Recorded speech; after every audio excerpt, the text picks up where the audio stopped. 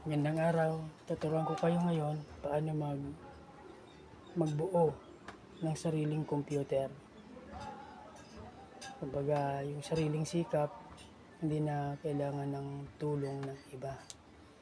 Ngayon, una nyong gagawin, bibili kayo ng processor. Dalawang klase ang processor. Mayroon tayong tinatawag na Intel tsaka AMD. Ano po yung pinagkaiba ng dalawa? Yung Intel, ginagamit more on office or business. So, yun po yung kalimitan ginagamit sa mga office. Okay. Yung AMD naman, kalimitan ginagamit na mga more on gamings, no? Mga gaming. Yun po yung pinagkaiba niya. More on gaming siya. Okay.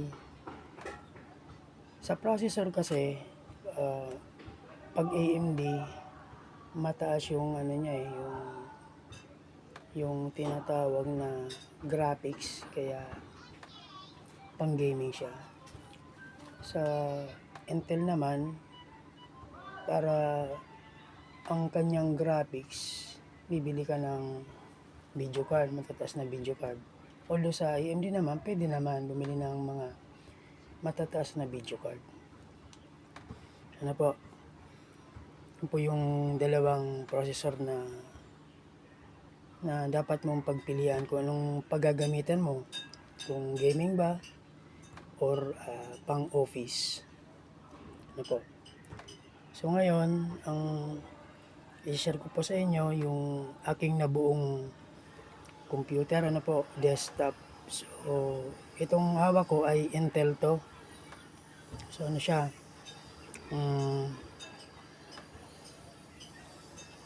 i3 po siya, second generation.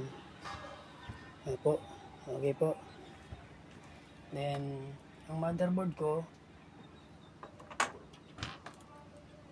ay Intel din po, motherboard. Intel board siya. So meron naman mga motherboard na pagpipilian ka, pero dapat make sure lang na compatible po siya sa processor mo. Ano po, may mga brand tayo. Ano po yung brand? Isa na po itong Intel board, Asus, MSI, marami pa pong iba na mga motherboard.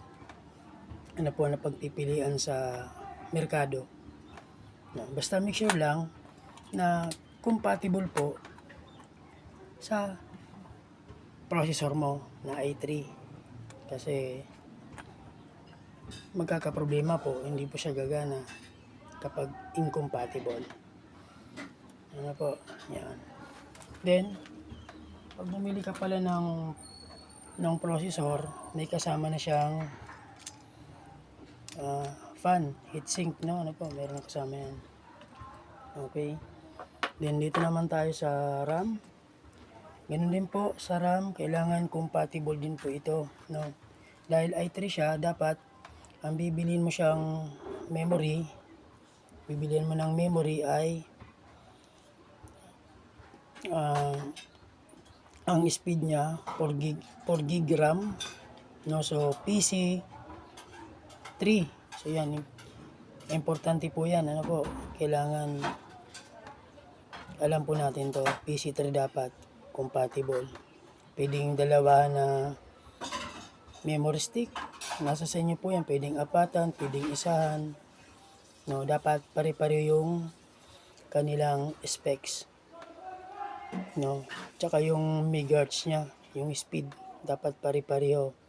Kasi pag ang isa doon mababa, so ano na siya, incompatible na. Kumbaga sa RAM, yung mataas, bababa siya, susunod lang siya dun sa mababang speed. Ano po, kaya dapat pare-pareho yung speed niya, no, yung megahertz niya. Tsaka kung compatible po yung mabibili natin, pansinin nyo po, mayroon siyang ngipin. Magkakatalo po yan dito. Hindi yan papasok dun sa motherboard. Dito.